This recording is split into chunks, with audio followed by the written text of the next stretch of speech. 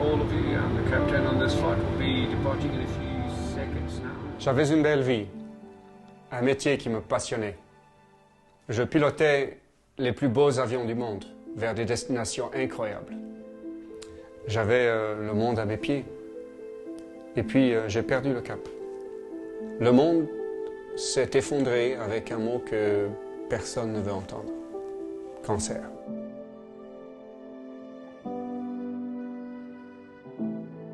J'ai été opéré en urgence.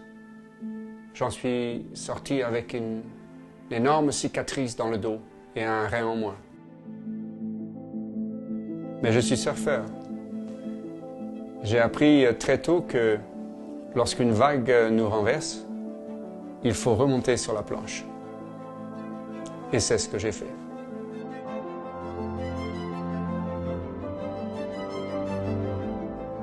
Au bout de 4 mois, j'étais déjà de retour dans un cockpit, surfant sur les nuages dans mon grand oiseau blanc. Mais 9 ans plus tard, la chance a encore tourné. Le cancer était revenu, plus agressif que jamais, stade 4, avec de nombreuses métastases dans les 2 poumons. Le pronostic était sombre. Les statistiques me donnaient 3 ans à vivre. C'était en 2012. J'ai été opéré des 2 poumons.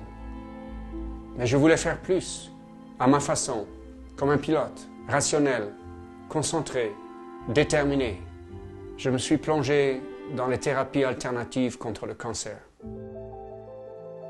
J'ai rencontré certains des chercheurs les plus brillants dans le monde.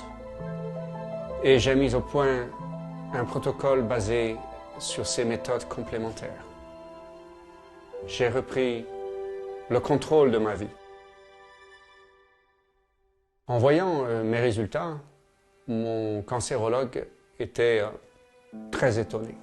Alors j'ai pensé qu'il fallait que je partage mon expérience avec le plus de monde possible, en écrivant un livre. C'est l'histoire de ma vie, une histoire faite de doutes, de déceptions, parfois de larmes, mais à la fin, de succès. C'est le voyage d'une vie, un voyage qui continue et qui montre qu'on peut transformer la peur en courage, l'incertitude en engagement et l'engagement en action. Car on peut souvent changer la fin de l'histoire. Rien n'est jamais inscrit dans la pierre.